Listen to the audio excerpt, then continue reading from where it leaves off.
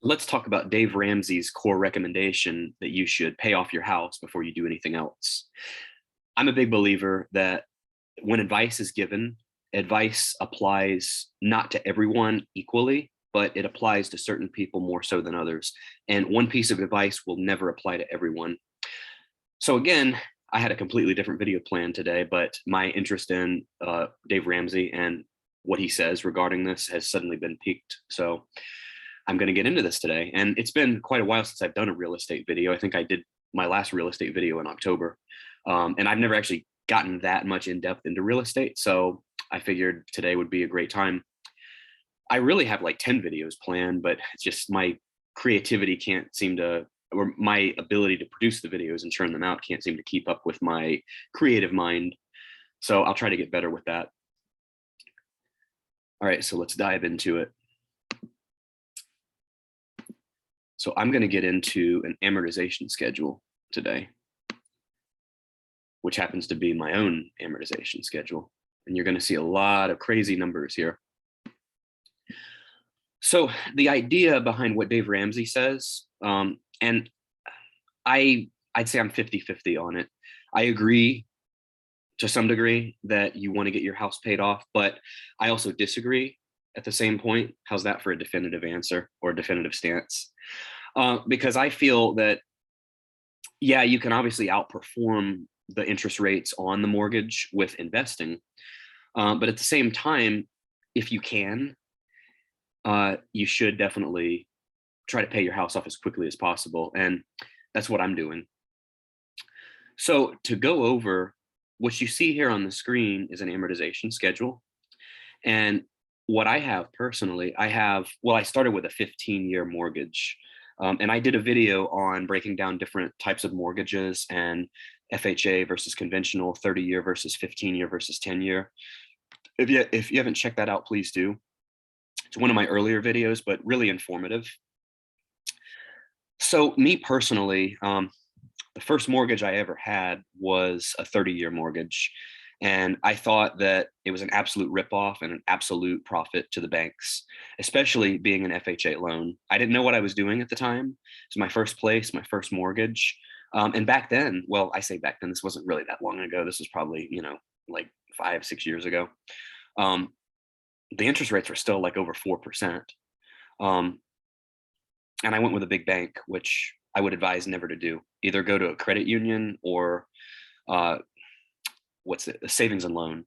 Not say yes, either a savings and loan or a credit union are the best places to get a mortgage from. Or if you're military, you can get a better rate. But big banks, I would recommend stay away from.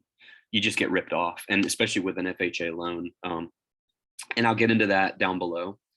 But what I want to get into, I want to run through how you can pay off your mortgage quicker and go through kind of a real world illustration to compare what Dave Ramsey recommends to what you can do.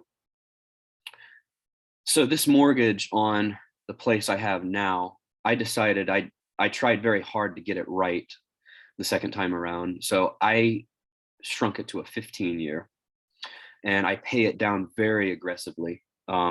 So when I first started, and this was in 2017, this was the first ever payment that I made.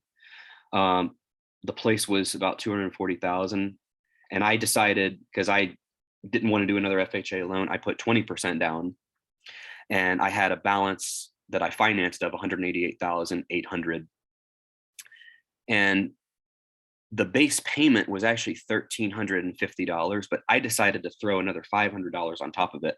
That may seem dumb, but I wanted the thing paid off because like I said, I do agree with what Ramsey says for the most part. Once that house payment is gone, he says that your whole mindset completely changes. Like the ground beneath your feet is suddenly more solid, even though it's really not, but figuratively. Your whole mindset changes when you own it outright, owning it 100%.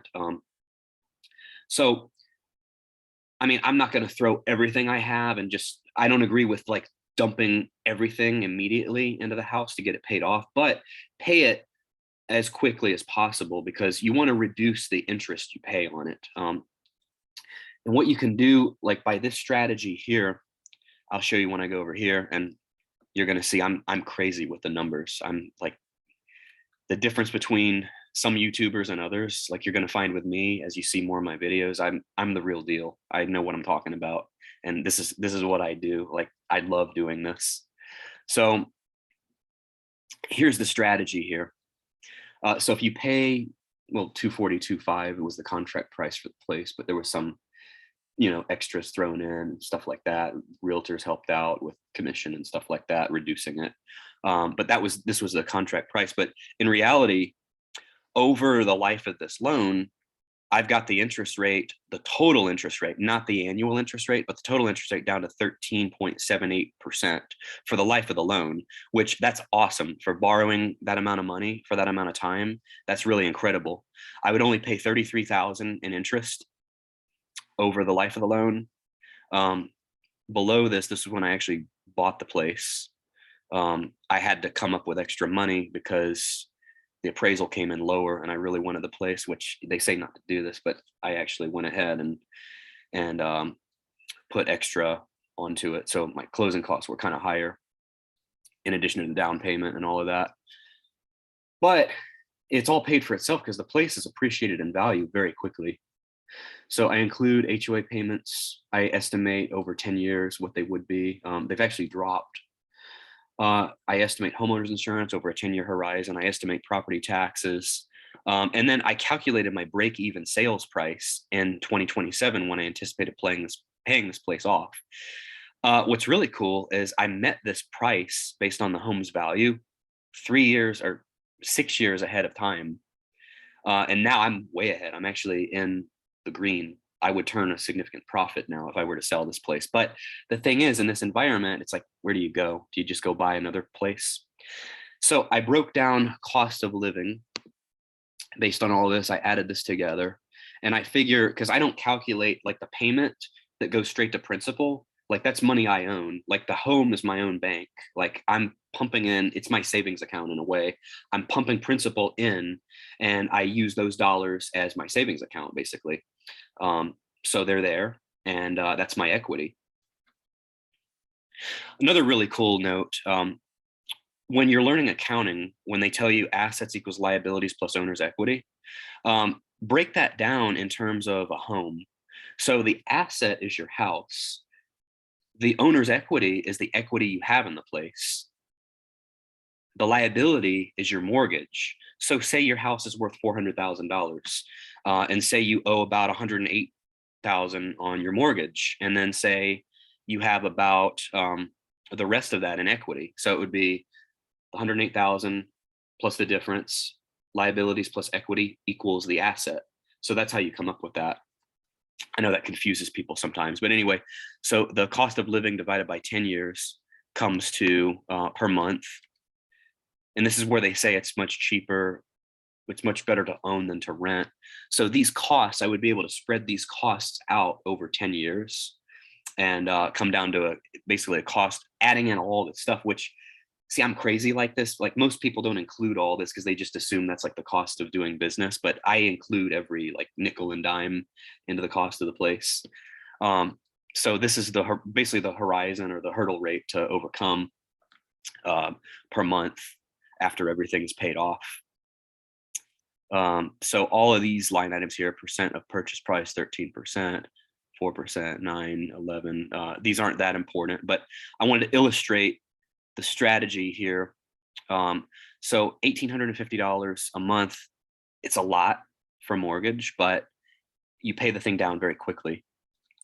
And so this was based on a 3.5% interest rate. Principal amount. So I was paying a lot of principal very early on. Here's the interest and the principal breakout.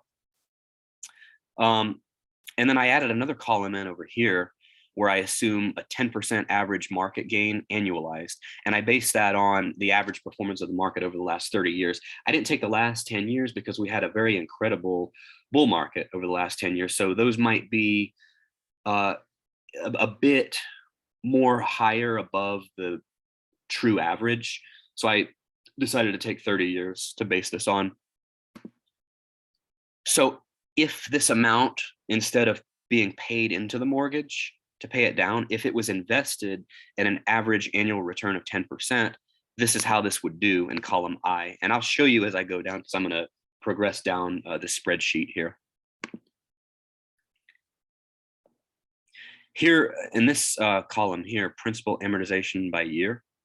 So starting with the down payment, and then each year, this is how much principal gets paid off until the whole thing is paid off. And what's really cool, so if you look down at the bottom, you see the sum. So it assumes basically a $245,000 principal amount in total. And then this is basically how much it's gained per year, adding that in. This assumes that by the year 2027, that it would be only worth $345,000. Come on, MacBook. Control F, come on. Anyway, I mean, I can do the math in my head. It's 245 plus 100,000, 345. It's actually, I'm way ahead of that estimate. It's actually around 400,000 now. So, but that's, ideally, that's how each year you could attribute the gain and principal. So let me just do this here real quick.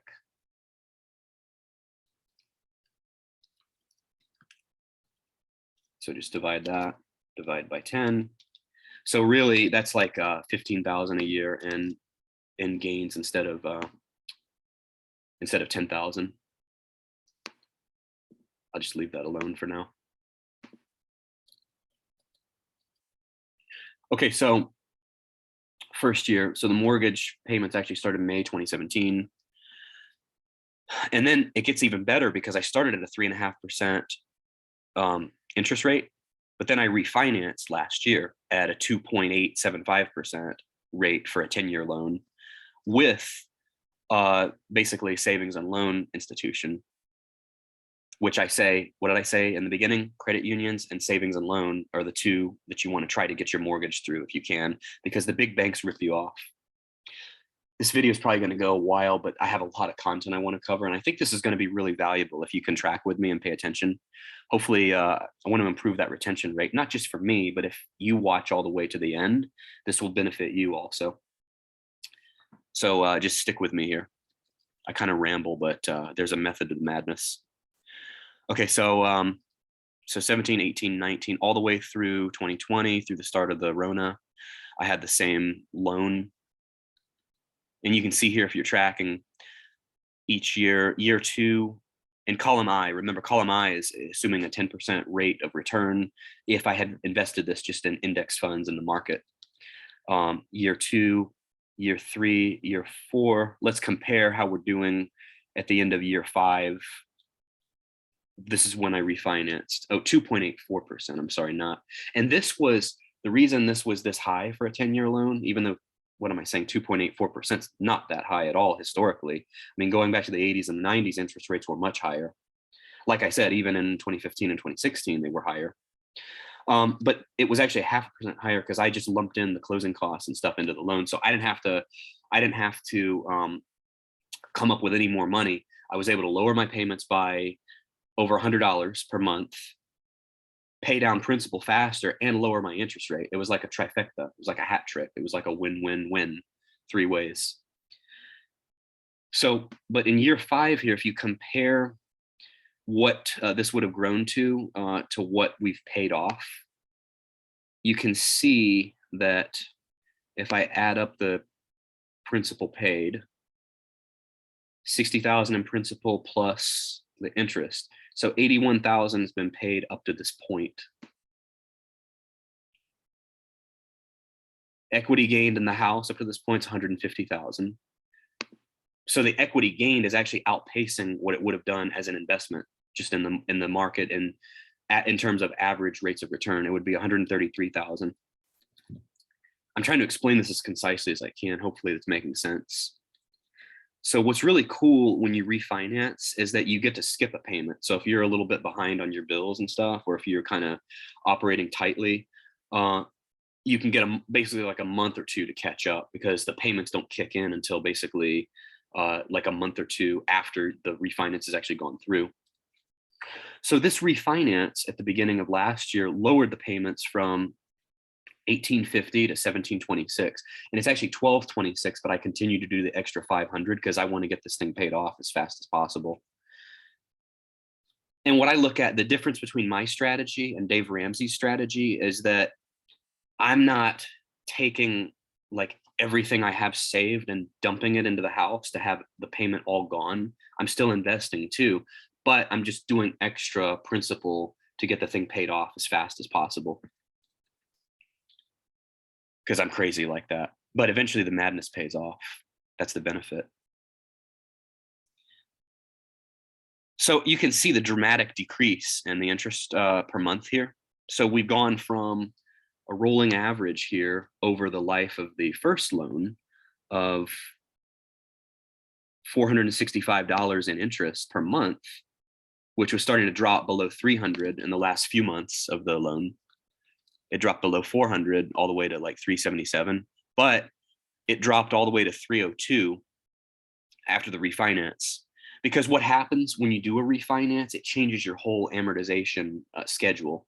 So remember, my original loan was based on $188,800. So that interest rate of 3.5% every year is calculating based on that original value of $188,800.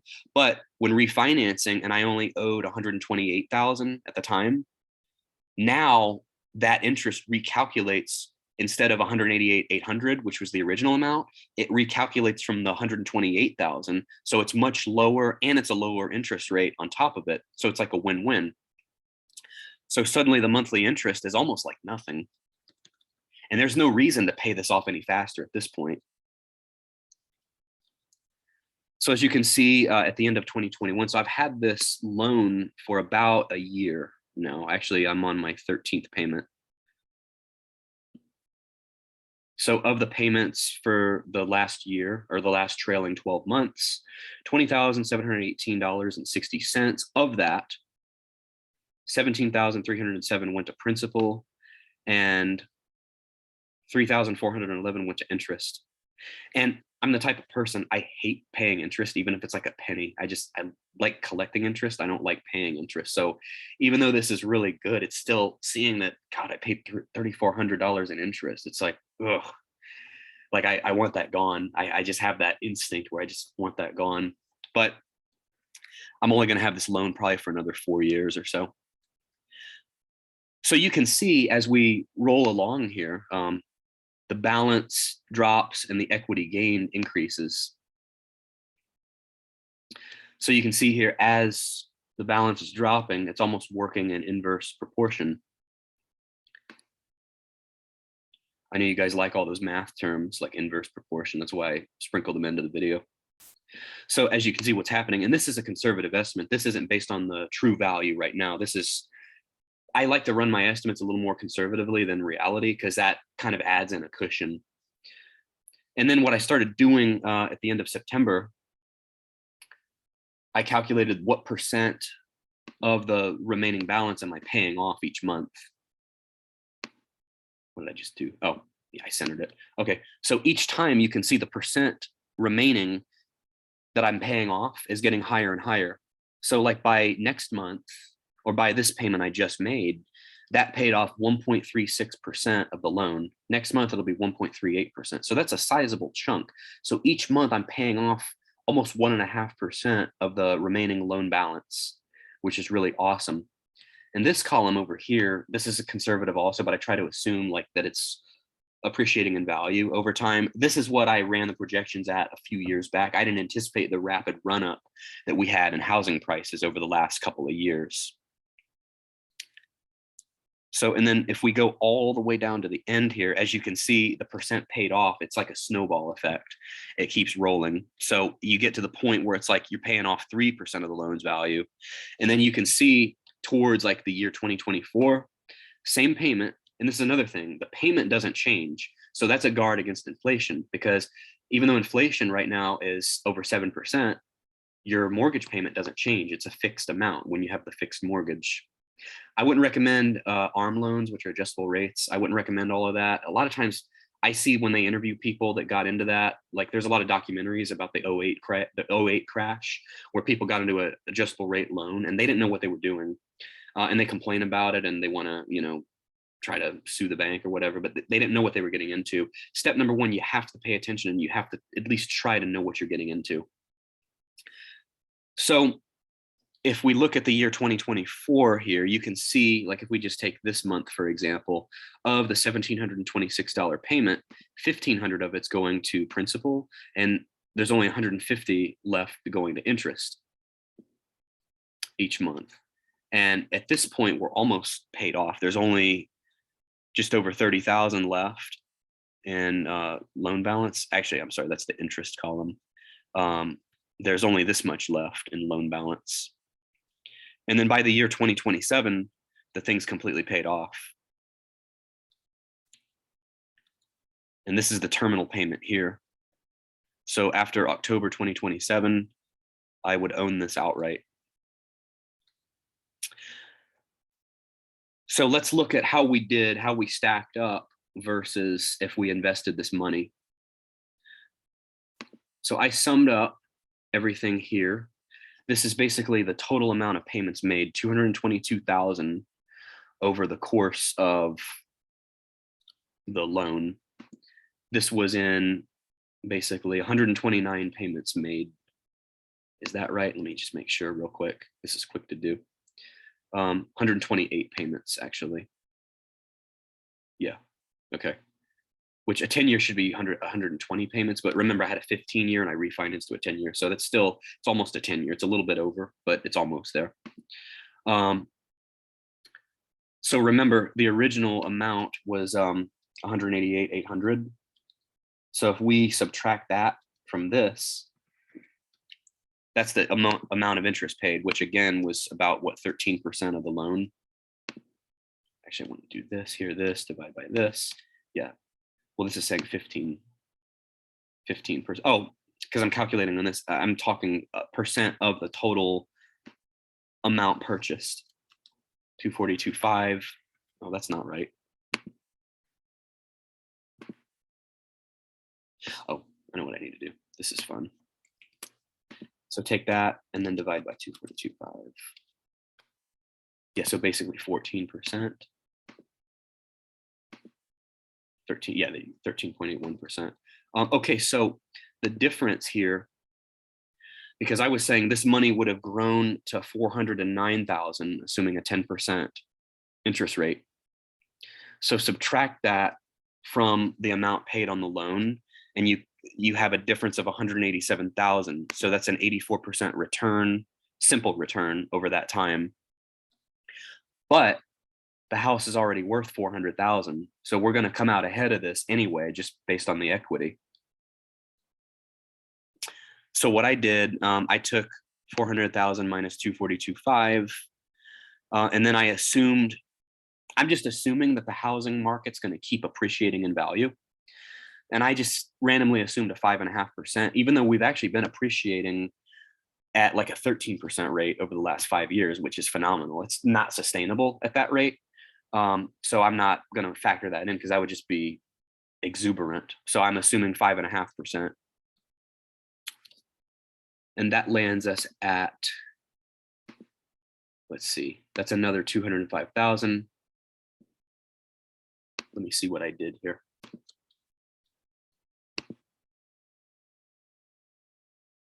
So this would be what my equity would grow in those next few years. So if I add this to the 242.5 original purchase price, 448,000. So you can clearly see this is greater than this. So instead of taking that money and investing it at a 10% rate, we're still coming out ahead with our equity. Now what I want to run through with you here, I want to run through what a rip-off a 30-year rate can be. Here's my source, by the way, on the 10-year, 30-year, and 50-year average stock market returns. So the last 10 years, and I believe this takes the S&P 500, and this is simple rates, not CAGR, because CAGR is more like probably 20%. So 14.8%, 30-year 9.9%, 50-year 9.4%. And that's pretty good. I mean, for 50 years, 9.4% overall in the market. Let's just do that math real quick here. I'll dazzle you with some numbers here, some more numbers. So 1.094, and this is how, and I got into this in the compound interest video, this is how easy this is to do. You want to find this rate over a 50-year time horizon. This is how much you would have. Say you started with just $1,000 back then. Over 50 years, it would have grown to 89,000. And that's 9.4% over 50 years. So that's that.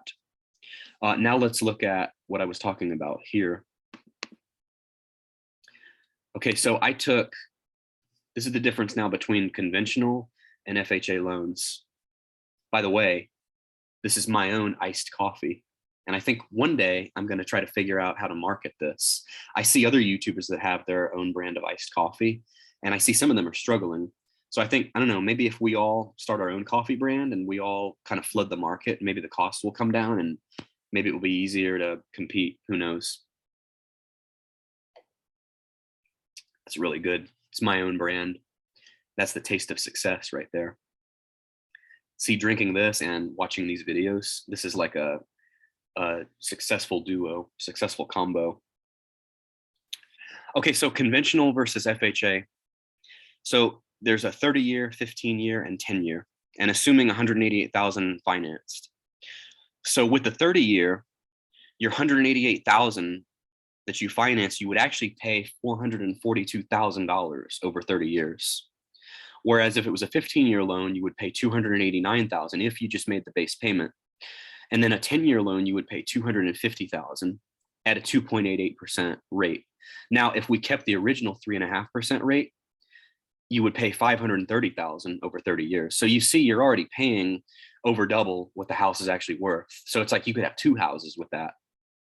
And then the 15-year at 3.5%, the 188,000, you're paying 316,000, and then over a 10-year period, 266,000. Now, what's the difference here? This is if you had an FHA loan. Now, the difference between FHA and conventional, you have to have a lot more skin in the game. You have to have 20% down. With an FHA, you only have to have 3.5% down. And in my opinion, I'm going to go on a quick opinion rant here. This is why I think in 2008, there were so many foreclosures, because let me just ask all of you, what do you think happens when somebody only has to put 3.5% down on their mortgage? Do you think the likelihood of default is higher or lower? Well, I'll answer for you. I think it's higher. And I think having all of these loan options, while they're good, while promoting homeownership is a noble idea, having less skin in the game, I believe, makes it more likely there's more defaults and more foreclosures. Because all it takes, if there's massive job losses, people lose their homes because they owe so much versus having skin in the game. Anyway, with that being said, so you see what happens here at a rate of 242,500. If you only put 3.5% down, then you're financing $234,000, which is over here. So you end up paying over 30 years in this scenario, $548,000 at a 2.88% interest rate versus $656,000 if you paid 3.5%. And then the PMI, PMI is actually private mortgage insurance, and you got to love this one. This is so egregious, in my opinion, because this is what the banks basically require you to have. They require you to pay an insurance premium to insure them against your own potential default because you're putting down such a low rate. So this is another way the banks screw you over, in my opinion. I would say if you can afford it and see somebody's mad out there, if you can hear their engine revving, they're mad because they're actually paying PMI, one of my neighbors. So if you can avoid paying this, avoid being like my neighbor revving up their motorcycle and being angry, avoid it altogether. You absolutely should.